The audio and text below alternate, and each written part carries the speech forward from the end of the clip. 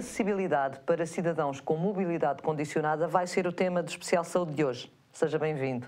Será que Portugal tem pensado na diferença quando constrói as ruas, as casas, os espaços públicos?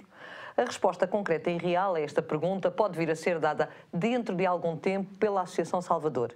Isto porque foi estabelecido um protocolo com uma empresa de arquitetos e a Associação Salvador com vista à elaboração de um estudo prévio e de diagnóstico sobre a acessibilidade dos cidadãos com mobilidade condicionada. Estão no Especial Saúde Salvador Mendes de Almeida, fundador e presidente da Associação Salvador, José António Ferreira Lopes, arquiteto e gerente da Ad Quadratum Arquitetos Limitada, a palavra é difícil de dizer, por isso é que eu fiz esta paragem, e Eduardo Rodrigues, jurista e arquiteto. Sejam bem-vindos os três. Salvador, é um prazer tê-lo cá. Já tinha pensado, de facto, em convidá-lo, isto veio mesmo a calhar para que, de facto, estivesse aqui connosco. Que protocolo é este que foi estabelecido? Quais são os vossos objetivos e porquê? É muita pergunta, mas depois vamos dividir as respostas. Nós, na Associação Salvador, o que realizamos é um trabalho com a missão de integrar as pessoas com deficiência na sociedade, claro, numa vida ativa. E para que as pessoas com mobilidade reduzida e com deficiência possam fazer a sua cidadania, ir a um café, ir a um restaurante, ir a um serviço fazerem público, parte da vida pública, como é evidente, não é? É importantíssimo termos acessibilidade, não é? Uhum. E há pouco a pergunta-chave, será que Portugal pensa e tem esse planeamento quando constrói as casas e as suas ruas? Eu acho que ao longo dos últimos anos tem existido cada vez mais uma maior preocupação nesse sentido. Okay. Acho, sem sombra de dúvida, e as pessoas cada vez mais estão mais sensíveis também a toda essa temática e a toda essa envolvência, porque ao longo destes últimos anos, com as novas tecnologias, também com o esforço de todas as pessoas com mobilidade reduzida, que saem à rua, que tentam explicar os problemas que têm, mas demonstram que, apesar de terem uma limitação, não é isso que os vai ficar fechados em casa, têm um contributo a dar, e há tantas pessoas válidas que têm imenso para dar. Portanto, houve aqui uma mudança de atitude, digamos assim, e o que me está a dizer é que houve uma mudança de atitude pelos responsáveis autárquicos e governamentais, com certeza, no sentido de alterar estas regras de jogo, mas ainda está muito por fazer, ou não? Ainda está muito por fazer. Porque senão vocês nem faziam este protocolo, não é? Exato. Há um trabalho grande. Eu acho que a maior dificuldade e a maior lacuna é na fiscalização destes locais. Porque nós temos várias leis da acessibilidade, uma de 98, outra de 2004 ou 2006, já não sei ao certo, mas de facto depois o que não acontece é que não há quem fiscalize esses requisitos, e as próprias pessoas e os responsáveis por os locais, as entidades comerciais responsáveis por terem um local aberto ao público em geral, muitas vezes está pouco sensível a este tema. Mas felizmente é cada vez mais falado, e eu acho que temos que falar dos bons exemplos. E vocês, a sua associação tem tido muita responsabilidade nessa questão, ainda bem, e é um trunfo de facto haver uma associação que trate dessas questões e que traga as coisas para a praça pública. Arquiteto José António Ferreira Lopes, de facto o Salvador acabou por não me responder, mas eu posso-lhe perguntar assim: que protocolo é este que foi aqui assinado e quais são os objetivos?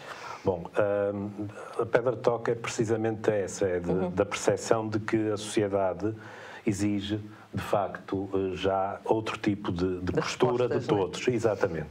Se, por um lado, Salvador constitui digamos, um observatório para estas questões, não é? E tem aqui um papel não só de alerta, como também de divulgação das boas práticas, o gabinete, ou os arquitetos e os projetistas em geral, urbanistas, engenheiros, designers, têm não só, digamos, uma consciência social, mas têm uma responsabilidade técnica. Acrescida até. Exatamente. Pois, é isso. Portanto, cumpre-nos prestar, no caso presente, ao Salvador, uma parceria, um acompanhamento técnico, respondendo a solicitações de várias instituições ou particulares que se lhes colocam. E é uma atitude pro bono que vocês estão... Exatamente, é importante que isso seja dito, porque hoje em dia todas as pessoas questionam quanto é que isso custa. Não. E neste caso foi uma parceria, é uma parceria pro bono que é muito importante ser feita. Como é que vai funcionar? Portanto, o protocolo foi assinado, não é? Talvez passe aqui agora ao Dr. Eduardo Rodrigues. Como é que isto agora vai funcionar? Portanto, foi assinado o protocolo. O que é que vão fazer concretamente? Bom, basicamente, aquilo que o José António se prestou a fazer, naturalmente com a minha colaboração, foi prestar assistência a todas as situações em que haja necessidade, e em todas as situações há essa necessidade hoje em dia, por força da própria lei, de responder às necessidades enfim, que forem encontradas, não é? Portanto, vai ser feito um levantamento, isso foi aquilo que eu percebi, não é? No fundo, a questão que se põe é que vai haver, e acontece já hoje, a Associação Salvador ser solicitada a prestar alguns apoios. Exatamente. Nós, a Associação, tem um projeto que está Portugal Solidário, não é? Não, Portugal Acessível. Acessível, assim.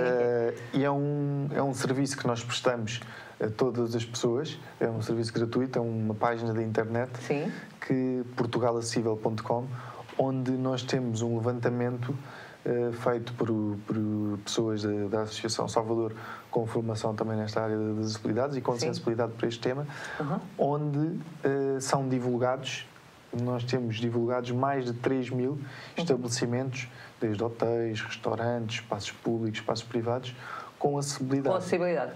Muitos deles não oferecem total acessibilidade, mas nós temos a informação porque há muitos restaurantes que permitem entrar, ou têm um pequeno degrau e permitem entrar numa cadeira de rodas manual, mas se calhar numa cadeira de rodas elétrica já não permite. Já não consegue, não é? E, portanto, o que tem que acontecer e o que espero o que eu acho que tem vindo a acontecer é que cada vez mais os responsáveis estão mais sensíveis a este tema. E Portugal não se vai conseguir adaptar do dia para a noite e tornar todas estas acessibilidades. E, portanto, este protocolo visa alertar e todas aquelas entidades que se queiram tornar acessíveis. Através deste protocolo, o Gabinete de Arquitetura oferece o serviço de projeto que, no fundo, construída à sua medida para que possam receber pessoas com mobilidade reduzida. Isso vai para que áreas? Desculpa interromper já agora para não me esquecer da pergunta. Em todas as áreas, sei lá, restaurantes, habitação própria, etc. ou não? Ou há limitação? A nossa relação é com a associação. Portanto, serão as pessoas ou as instituições que solicitarem a associação. Ok.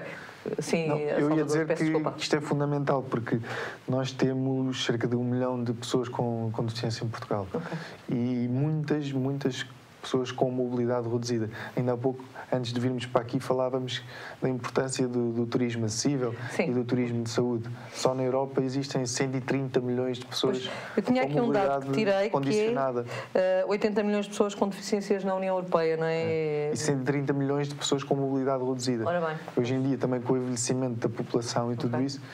E a acessibilidade não é só para as pessoas em cadeira de rodas, é para todos. Claro que não. Quando uma pessoa viaja, quando leva sacos do supermercado, das compras, a acessibilidade vem beneficiar todos, não é? Juridicamente, como é que estamos a este nível? As pessoas... Bom, a este nível, é interessante que o Salvador tenha falado nesta questão do turismo de saúde, porque, basicamente, em termos jurídicos, esta questão prende-se com a prática do urbanismo em Portugal. Porque a acessibilidade é uma questão que se coloca normalmente com a edificação ou com a urbanização. É verdade. Neste caso, aquilo que se verifica em Portugal é que, apesar de já terem sido feitas melhorias muito significativas nesta área da prática do urbanismo, estamos agora também a assistir a evoluções que eu penso que são muito positivas e eu acho que essa evolução pode vir a contribuir para minimizar uma coisa que se tem verificado até hoje, que é um mar de burocracia que está em redor do urbanismo e da prática do urbanismo e que convém realmente atenuar E como é que isso se faz? Como é que isso se faz? Simplificando os procedimentos, etc. E, por outro lado, há também um tema interessante, que é este tema do turismo de saúde, que está neste momento também muito na ordem do dia. E que o turismo de saúde acaba por ter... Portanto, eu acho que tem que se fazer duas coisas. A primeira é continuar a consciencializar as pessoas para a importância da integração das pessoas com mobilidade reduzida na nossa sociedade e no exercício da cidadania, até porque isso é uma coisa que está a beneficiar a todos, é básico. Mas, por outro lado, também alertar os promotores e todas as pessoas que se desenvolvem atividade nesta área do urbanismo, municípios, etc.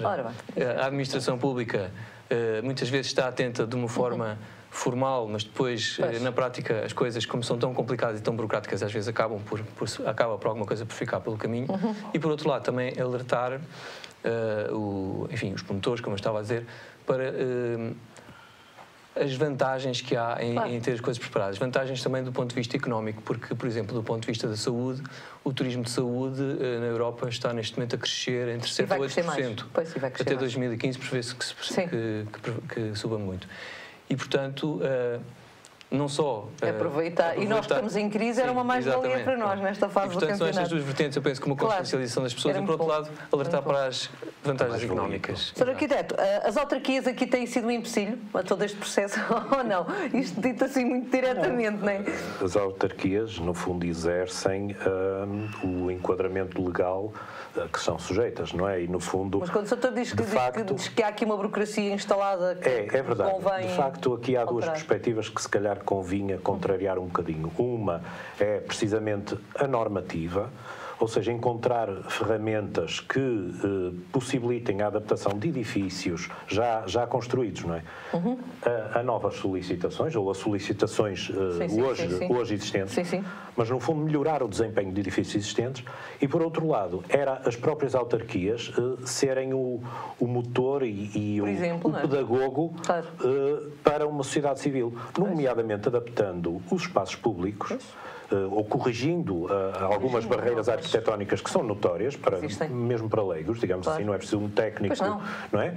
E, por outro lado, por exemplo, sendo um exemplo de boas práticas, adaptando, por exemplo, as sedes dos municípios, os edifícios de uso público, e com isso exercer um mostruário de soluções. Tribunais, por exemplo. Exatamente. Exercer um mostruário de soluções e de boas práticas que, no fundo, servissem de bom modelo para a sociedade civil. Eu percebi, Salvador, que este protocolo que foi assinado vai ser realizado nos distritos de Aveiro, Braga, Porto e Viana do Castelo. Só a norte.